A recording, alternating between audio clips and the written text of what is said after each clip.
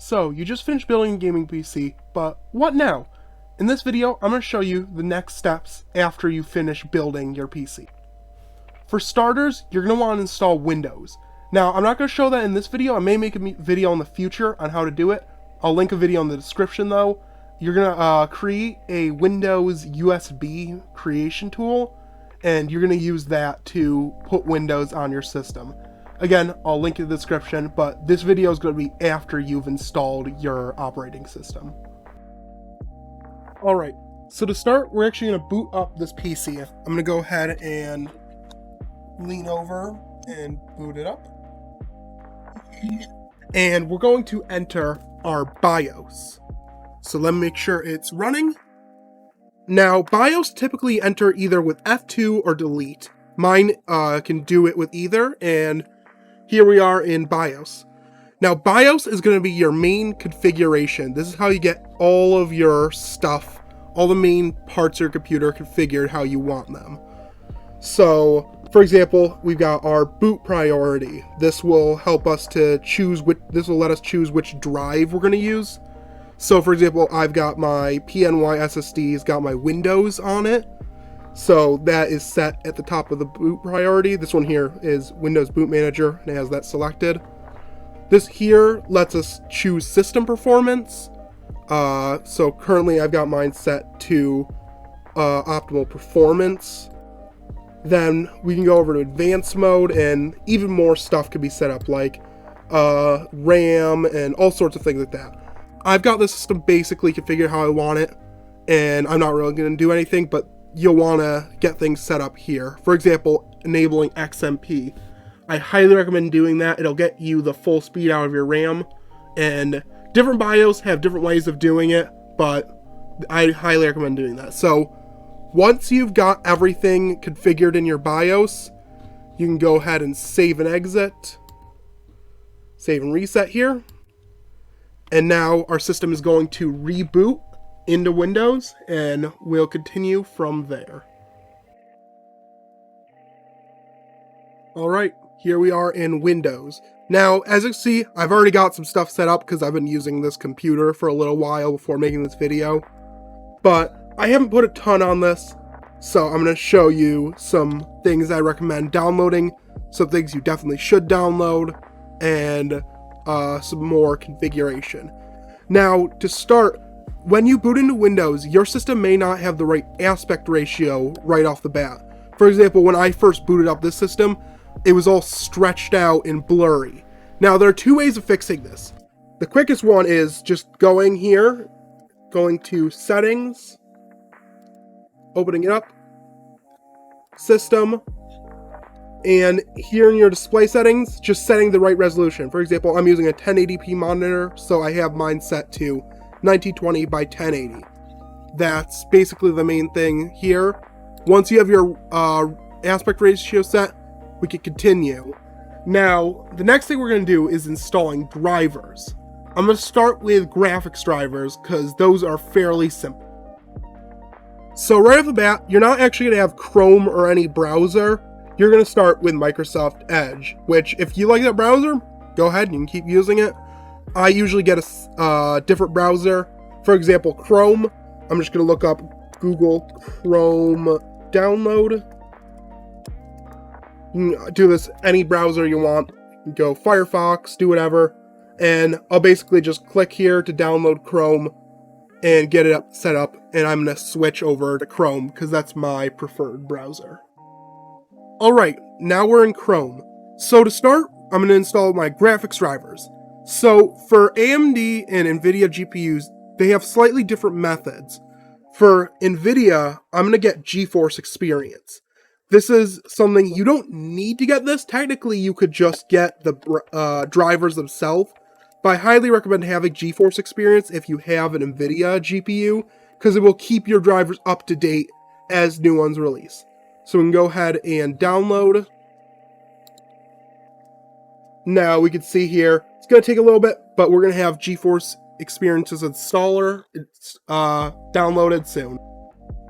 Alright, GeForce Experience is downloaded. I just double clicked it and now it's ready to be installed. Now we are on the page to agree and install. And now it's going to prepare to install GeForce Experience, and once it's installed, I'll show you how to get your drivers. Alright, here we are in GeForce Experience. Now, it had me log in, which you'll have to do before doing this, and as you can see, it's already started downloading the latest drivers for my card. Now, actually, the system I'm using this is my test bench, which doesn't have a very high-end card. It's got an NVIDIA GT 1030, which is fairly low-end, but it's just a lower-end board that I'm using for an example for this video. But yeah, it's going to go ahead and download the drivers. Then once this is done, it'll give you an option for installation, and we'll pick up right when it's done downloading. While those drivers are downloading, I actually should have mentioned this at the beginning of the video, but I recommend installing CoreTemp. Again, anything I mention here I'll link in the description. CoreTemp's a really nice tool to check your CPU temperatures. I really like it. So here we go. We open up CoreTemp, and right now the temperature is 30 degrees. It's not too bad, actually. This cooler I'm using isn't great. It's just an Intel stock cooler. Actually, here you can see in the bottom right, it's keeping track of the temp. So it's a really nice tool. I really like CoreTemp. It's a good thing to have. I just highly recommend downloading it. It's quite useful. So go ahead and close that, and we'll continue with our drivers in just a moment. Alright, now we have the installation button, finally. So there's different installation options. I'd say just go with Express installation. It'll install the right place. Go ahead and let it do that. And now it's gonna install. So you'll be on this screen for a while. It's just gonna install your drivers, and after that, you're done. You've got your graphics drivers installed. While you are doing this, your system may go like black, the screen. Don't worry, that's completely normal. Sometimes it'll just go black for a minute, and then it'll go right back to this screen and continue downloading. It's nothing to worry about. Now, if you have a Radeon card, things are a little different. I'll link this website in the description, the AMD website, but here you will select your graphics card. For example, let's say you've got a 6600 XT. We're not going to do a survey right now. 66 and 6600 XT. You'll go ahead and select your options here, submit them, and it'll give you the drivers you need. That's basically the extent of it. I believe there is also a similar program to GeForce Experience, but I don't have a Radeon GPU in this, so I'm not going to mess with that. But if you do have a Radeon GPU, I will link this in the description. Alright, now our NVIDIA drivers are all installed. And with this, it downloaded NVIDIA Control Panel, which I'll bring up here. NVIDIA Control Panel. With the NVIDIA Control Panel, this will allow you to configure your graphics card in different ways. You could always look it up how you want to configure it, but off the bat, it should be configured decently. But yeah, that's the extent of it for graphics drivers. Now, I'm not going to link this in the description because it's very specific to your motherboard, but you may also want to install motherboard drivers. Again, I can't really link it because each system's different, but what you could do is look up your manufacturer's website and look up likely in their support section. Should be a section for drivers, and you should be able to get your motherboard drivers from your manufacturer. For example, I'm using an Asus board, so I would go look for Asus motherboard drivers. But after that, it's basically your drivers are set up, and that's basically it for drivers. Now, after drivers, there isn't a lot of stuff that you really need to install. It's more things you may want. Again, I'll link any of these things I mentioned in the description. One thing I recommend is different game platforms, like Steam and Epic Games. I'd say are the big two. I'd recommend getting both of them. Steam's good, they got good prices. They're like the big PC platform. Epic's also really nice. They got some good selection, and their free games are also really nice. I highly recommend getting Epic as well. Now that basically all of our main stuff is installed, I'm going to go head over to my other system, which is the one we built in the video, and show you how to benchmark. because that is a big thing when you build a gaming PC. You want to make sure it's working. Test it out. So I'm going to go over there and show you how to benchmark your new PC.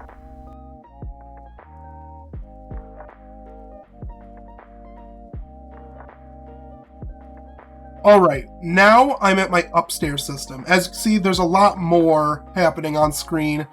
If you guys want, tell me in the comments if you want me to do a customization video and show you how to do some of this customization stuff. But other than that, I'm going to mention a couple other pieces of software I recommend having. So first of all is any software specific to your peripherals. For example, Logitech. Let me grab that. Logitech G Hub. I use a Logitech G502 mouse, so this is a nice piece of software for that mouse. I'm planning on doing a review video on this, so I'll talk more about it there, but whatever peripherals you have, you might want to install the software for said peripherals. Now, if you follow the video I posted on how to do Windows and you installed it with a USB, you'll have a watermark that says please activate Windows. That's because you're using the free version of Windows. If you have the paid version, meaning you have a license key, you go over to settings and there should be, I think it's in activation. Yeah, activation settings. You'll be able to go and activate a licensed copy of Windows and get all of the features you want. Alright, with that settled, it's time to benchmark. Now, I've opened up here MSI Afterburner. I'll link the download for it in the description. But this tool is really nice. It lets you overclock your CPU and check your temperatures. So this is definitely something I recommend to make sure your GPU is staying at temp and you can see what performance you're getting out of it. Now, you're going to need another thing as well, which is some sort of benchmarking application. I'll link a couple in the description. I'm going to use a free one I like called Heaven Benchmark. I'll go ahead and get that. Now you could get it set up how you want it. I'm going to do DirectX 11 Ultra. So we'll click run here. Alright, here we are in Heaven Bench. It's a little bit, it's not looking the greatest on this end, but on my end it's running very, very well. But basically, I just let this run. You can click benchmark over here to run the actual benchmark. But you can just, I recommend leaving this running for a little bit just to make sure your system doesn't crash or shut down after running something graphically intensive for a while. So you can see in the top right my FPS I'm getting. And yeah, so I basically just leave this running. Click to run a benchmark. Here, it'll check and see the max FPS, the minimum FPS. And that's basically the extent of it. You can use different software. For example, I have a paid one called 3D Mark I really like. I could use that as well, but there's different options. I'll link some in the description. But that's basically the extent of it for benchmarking a GPU. Now, you can also benchmark your CPU, but I'm not going to do that in this video. I'll link a CPU benchmark if you want to do that in the description. But after you've benchmarked, you're basically set. Again, some things are specific to you. For example, I've got down here my 3D printing software or voice mod for when I'm in voice calls or streaming on Twitch. Lots of things like that, but I'd say the main ones you want to get are Core Temp, drivers, Steam, Epic Games, and some sort of benchmarking. But yeah, that's basically it. If you guys want me to go into depth more on some customization and other stuff like that, let me know.